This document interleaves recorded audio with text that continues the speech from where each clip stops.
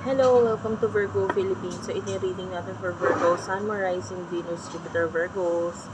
Take only what resonates. Bali, hindi ito magre-resonate sa lahat. Unfortunately, hindi ko makukuha lahat ng energy ng Virgo sa mundo. Pero okay lang yan, may mga next readings pa tayo. Take only what resonates, guys. Pwede kami makarelate, pwedeng hindi.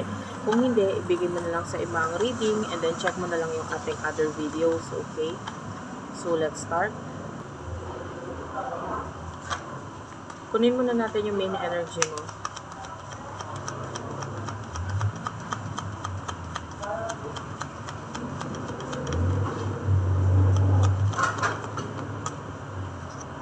Main energy, you do have here the 8 of Swords and the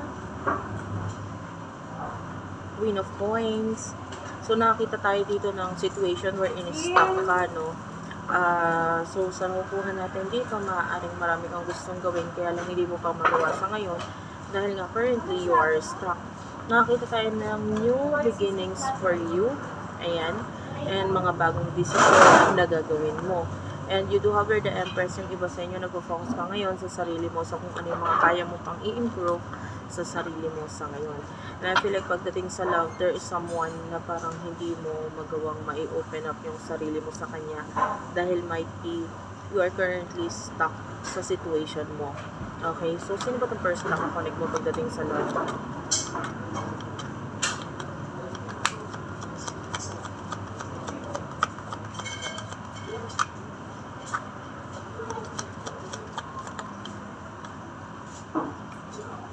We do have here the Wheel of Fortune, Major Arcana, at saka the Lovers. So, nakakita tayo dito ng relationship. Malaking pagbabago ito pagdating sa relasyon na ito. Nakakita tayo ng mga plano. I feel like this person could be a new person.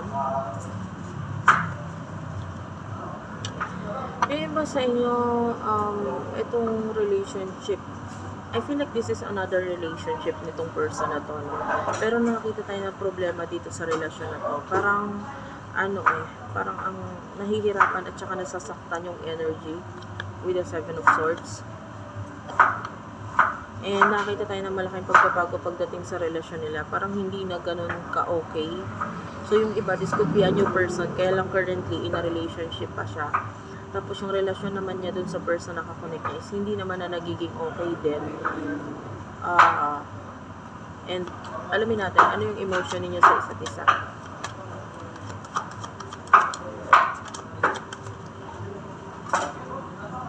Pasensya ka na, medyo maingay sa background ko. So, intindihin mo na lang yung reading.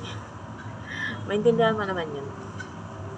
And you do have with the Hanged Man. Yeah, yung iba sa inyo, you're waiting dito sa person na ito. Might be, hindi ka nga sigurado kung may hinihintay ka pa eh.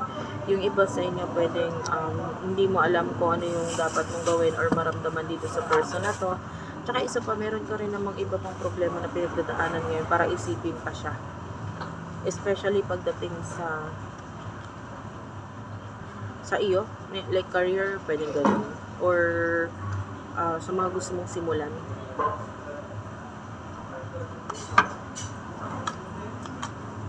And yung iba sa inyo, hindi ka rin sigurado regarding sa emotions nitong person na to towards you.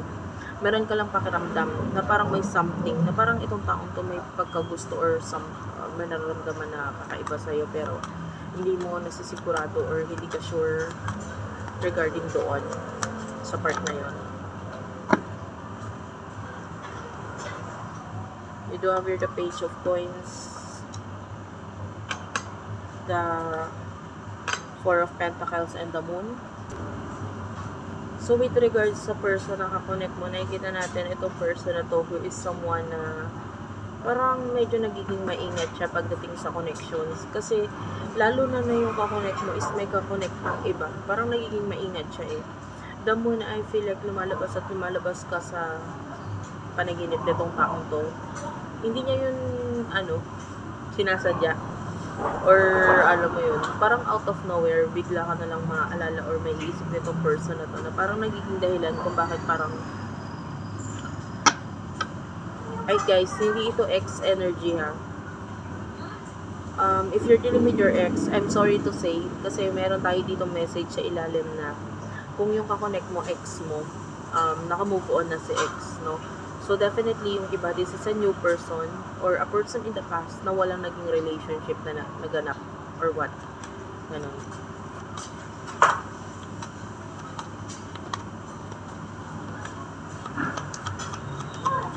In the near future, you know where the world, what's with the world? The world is clarified by the Fool.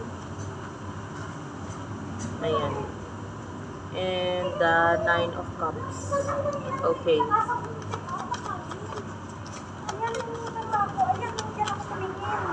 Yan. Pasensya na kayo, medyo mainit. Nagkakagulo sila. Okay. Dito po kasi ako ngayon sa restaurant, no? So anyway, the judgment is here. So nakikita natin itong person na to in the near future, nagkakaroon siya ng awakening regarding sa relationship niya eh. Yung parang with the 10 of Wands, parang nabibigatan at nahihirapan siya dito na pwedeng in the past tinry niyang i-work out yung relationship. Ngayon nga itinatry i-work out pero hindi talaga eh. Kasi with the 3 of Cups, nakikita natin yung parang gusto niya makipag-reconcile sa'yo. Kind of energy na parang hindi siya masaya eh. Doon niya nare-realize na hindi siya masaya sa kung ano yung relationship na meron siya ngayon. Which is, with the world, nakikita natin yung mas nagiging open. Alam mo yun, yung parang nandun yung nagigising siya regarding sa connection niya ngayon na parang alam niya na hindi ito yung relasyon na gusto ko. Tapos nagpaparamdam pa yung spiritual connection ninyo na weird para sa part niya. Diba?